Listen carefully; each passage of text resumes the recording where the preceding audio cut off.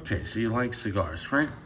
But maybe it's a tight time of the month. Maybe you get paid bi-weekly and it's a non-pay week, or whatever. I don't know. Maybe you blew out a tire, and there goes your cigar money for the month.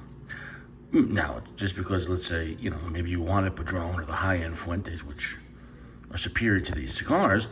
That being said, uh,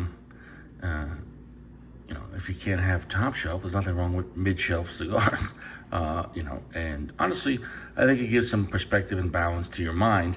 If you only smoke super top shelf cigars, that's just super rich, which God bless. I don't hate, I appreciate. But what I'm trying to say is,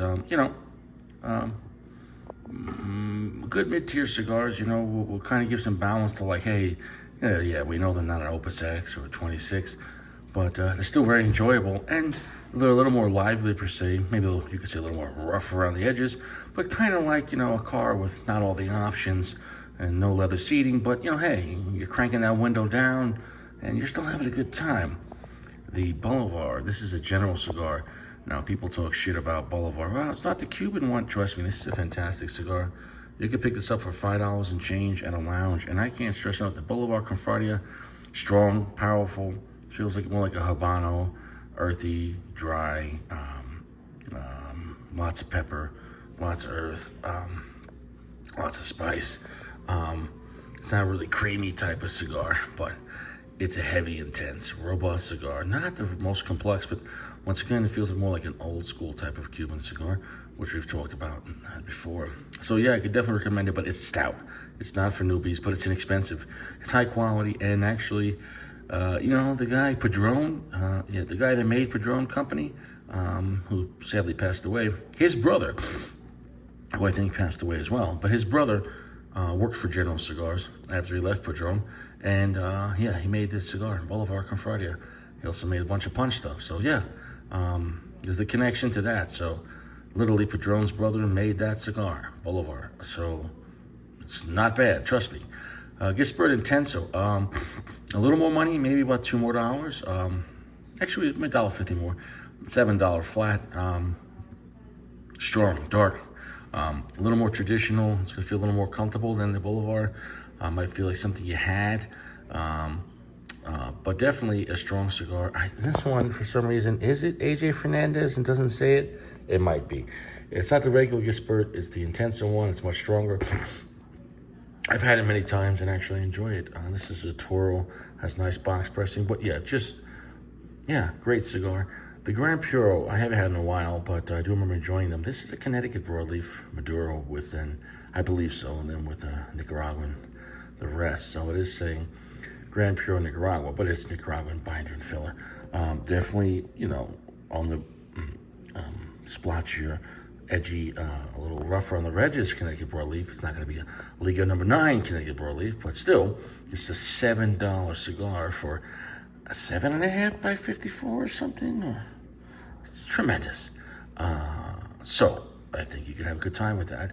I mean, don't expect, let's say Chandon, Moet Chandon, but you can still, it's a good California sparkling wine, which is, still have a good time, okay? And you're not, the main thing is, this is maybe for a tight week, or you could say, listen, let me just go slumming it, see what the middle class are smoking on a regular basis.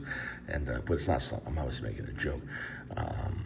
So, I mean, if I didn't have child support, I could just smoke a lot of, I could smoke David off every day, but that's okay. At least I know I'm there, but I'm just not there. Still have that contract.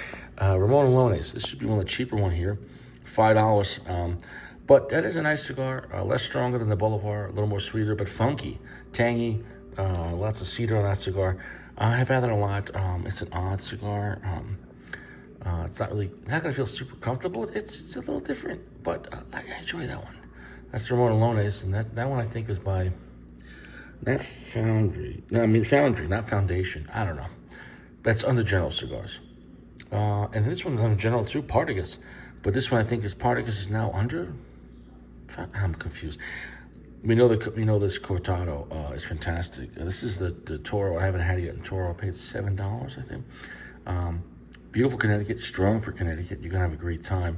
So, I mean, all these cigars have a great flavor, different kinds of cigars. From extremely bold and simple and heavy and robust to more complex and sweet, or balancing of both, or whatever. The point is, you can have a good time at a lounge in 2022 under $10 per cigar. And, of course, ordering on CBID or the internet is the cheapest way to go. But if, you don't feel like buying on the internet or waiting, or if you're in between, whatever. And that's that. Or maybe you have, I don't know, you do what you want. But anyways, these are some good choices for regular, everyday, and not super expensive. And that's that. Take it easy, baby. Have a good night.